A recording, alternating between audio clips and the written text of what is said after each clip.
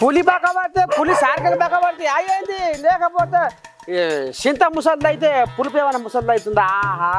ఏందనుకుంటున్నారు నా సెంటిమెంటే వేరు అనుకుంటున్నారు పెద్ద మనిషి వామ్మో ముసలోడే కానీ మహానుభావుడే చూడురి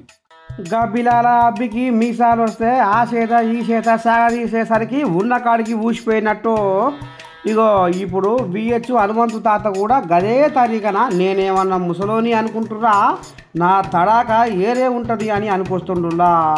హనుమంతు తాత తక్కువ ఏం కాదంటుడు ఏందే ఓ తాత ఒకటే కాకర బీకర కొడుతున్నవాట పండు అయినవు రాజకీయం మీద నీకు ఇంకా కాయసు తీరలేదా తాత పోటీ చేస్తా పోటీ చేసి తీర్తా పోటీ చేస్తా పోటీ చేసి తీర్తా పోటీ చేస్తా పోటీ చేసి తీర్తా పోటీ చేస్తా పోటీ చేసి తీర్తా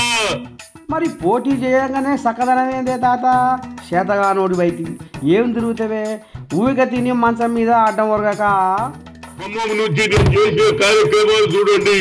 ఇది నేను పంపించింది కాదు ఖమ్మం ప్రజలే పంపించారు అన్ని కార్యక్రమాలలో పాల్గొన్నా ఏఐసి ఇచ్చిన ప్రతి ప్రోగ్రామ్ లో పాల్గొన్నా అదే విధంగా రైతులకు సంఖ్యలు చేస్తే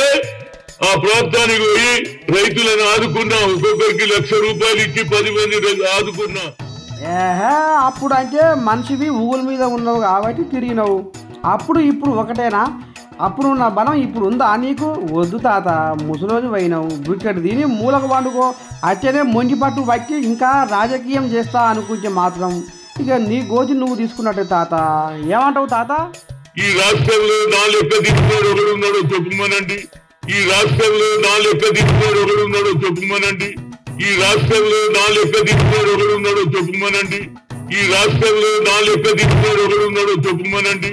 ఓ రామ హనుమంతు తాతకు ఇంకా వచ్చి పడుతనము మీదనే ఉన్నట్టుంది అనుకుంటుండషా నీ మనిషి సల్లగుండా ఏమంటావే ఓ తాత అదే విధంగా మొన్న జరిగినటువంటి పాదయాత్రలో రేవంత్ రెడ్డి జరిగిన అదే విధంగా బట్టి విక్రమార్క ఏదైనా యాత్ర పెడితే పీపుల్ యాత్ర పెడితే కూడా అందులో కూడా తిరిగా 7 సార్లు ఆయన దగ్గర పోయినా 5 సార్లు ఈయన దగ్గర పోయినా పని చెయ్యండి ఎవడరా బాబు నాకు ఒక సెంటిమెంట్ ఉన్నది రాజీవ్ గాంధీ అప్పటి పోయినా నేను 2 సార్లు ఖమ్మంలో ఒకసారి ట్రైబల్ ఏరియాలో ఒకసారి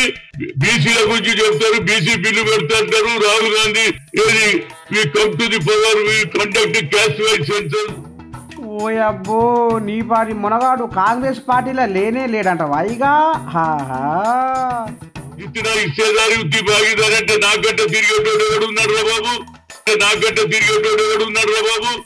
నాకంటే తిరిగేటోడు ఎవడున్నాడు రా బాబు నాకంటే తిరిగేటోడు ఎవడున్నాడు రా బాబు అబ్బో అయితే కాంగ్రెస్ పార్టీలో నిన్ను మించినోడు లేడంటావు అంటే తాత నీ పార్టీ మునగాడు తెలంగాణలో లేడా లేకపోతే దేశం మొత్తంలో లేడంటావా ఇక్కడనే కాదు యావత్ భారతదేశంలో నాలుగు పనిచేసేవాడిని చూపించమనండి ఇక్కడనే కాదు యావత్ భారతదేశంలో నాలుగు పనిచేసేవాడిని చూపించమనండి ఇక్కడనే కాదు యావత్ భారతదేశంలో నాలుగు పనిచేసేవాడిని చూపించమనండి